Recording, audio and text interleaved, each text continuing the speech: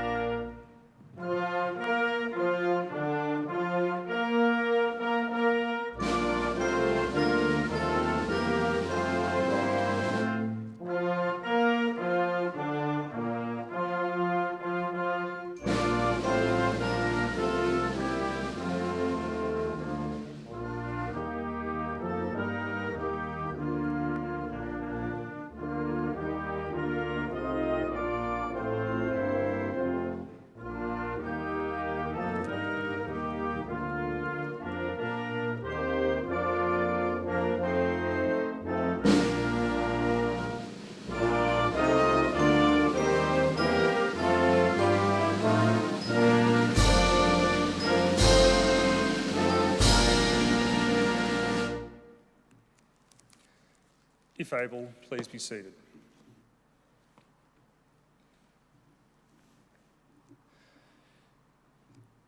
The Australian War Memorial was the vision of Charles Bean, Australia's First World War official historian. Bean landed with the Australian troops on Gallipoli and stayed with them at the front through until the end of the war. The idea of this national memorial and museum came to him at Pozières, France, in the depths of the bloody fighting of 1916. Bean's idea was that this would be a place where families and friends could mourn loved ones buried in faraway places. It would also be a place that could help all Australians understand what these men and women had endured and what they had done for us. Bean's vision, to which we remain true, is best expressed as inscribed in the entrance to the memorial's galleries. Here is their spirit in the heart of the land they loved, and here we guard the record which they themselves made. Tonight, we will read the story behind just one of those on the Roll of Honour, which lists the names of more than 102,000 men and women who've given their lives for us in war and on operations for more than a century. But first we present a lament, Flowers of the Forest. Wreaths or floral tributes will now be laid at the base of the Pool of Reflection.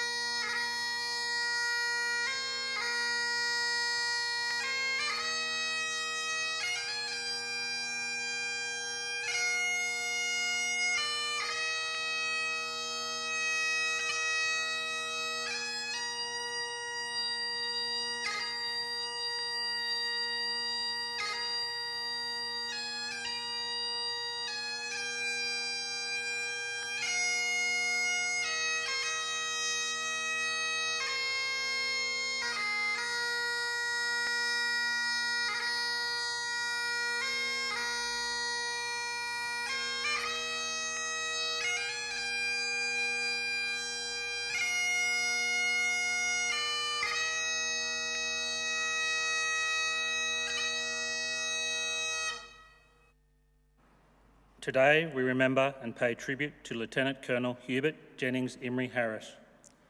Hubert Harris was born on the 19th of January 1871 to Alfred and Jessie Harris. Hubert was born in Dalby, where his father had a business as a stock agent.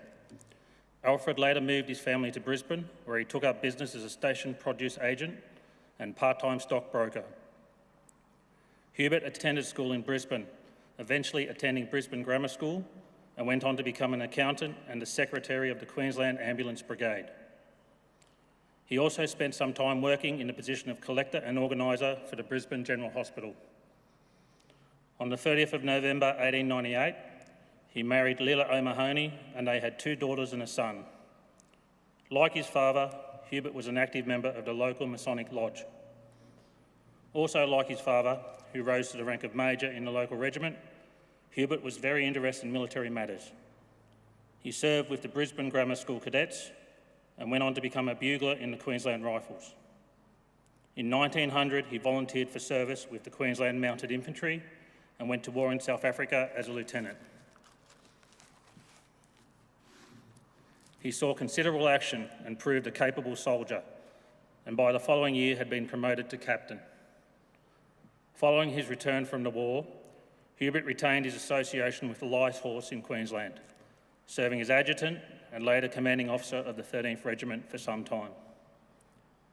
Following the outbreak of war in 1914, Hubert Harris was appointed commanding officer of the 5th Light Horse Regiment and shortly afterwards left Australia for active service overseas. He first took his regiment to Egypt, where they continued training in the desert. Although initially considered unsuitable for conditions on Gallipoli, the Light Horse was soon called on to leave their horses behind and reinforce the infantry there. Following the heavy casualties of the landing and subsequent days, the 5th Light Horse landed in late May 1915. On the 28th of June 1915, Lieutenant Colonel Hubert Harris received hurried orders to attack a Turkish position known as the Balkan Gun Pits as part of an operation to prevent enemy troops from being withdrawn. Hubert later wrote, "Our casualties were, I regret to say, heavy, but the object was achieved and my regiment received a great deal of kudos for its part in the show." Birdwood himself said the operation's successful conduct reflects credit upon Lieutenant Colonel Hubert Harris, who directed the action.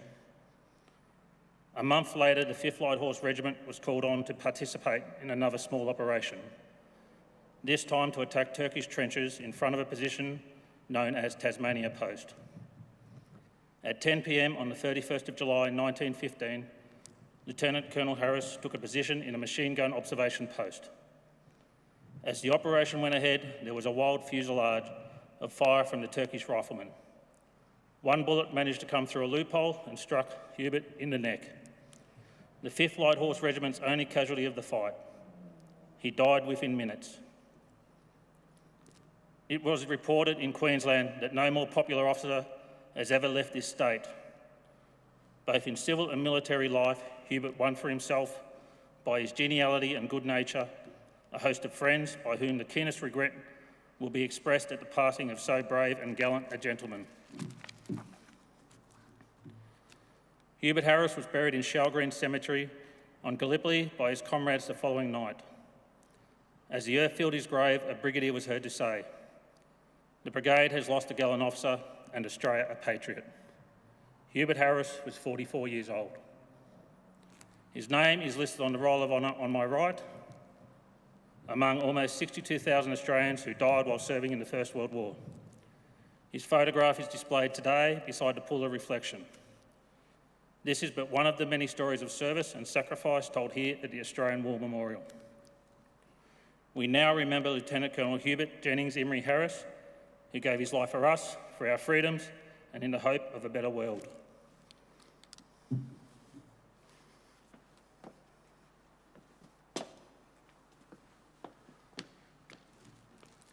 Please stand for the reading of the Ode and the sounding of the last post.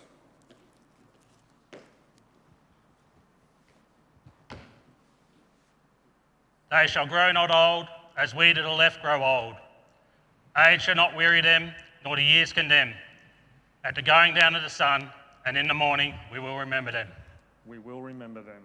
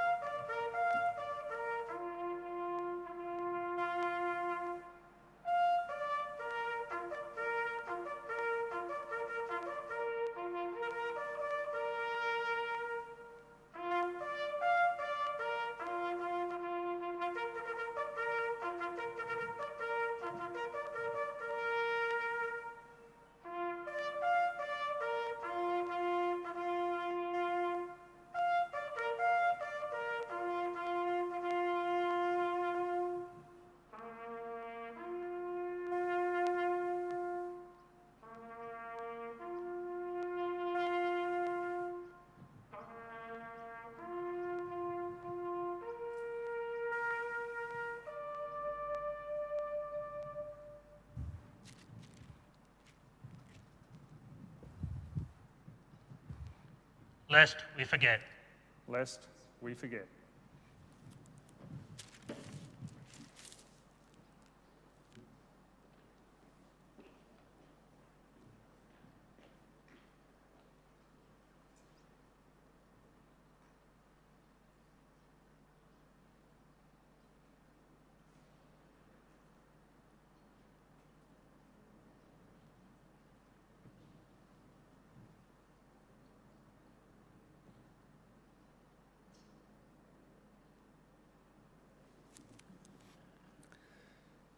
We leave you this evening with the words of the memorial's founder, Charles Bean.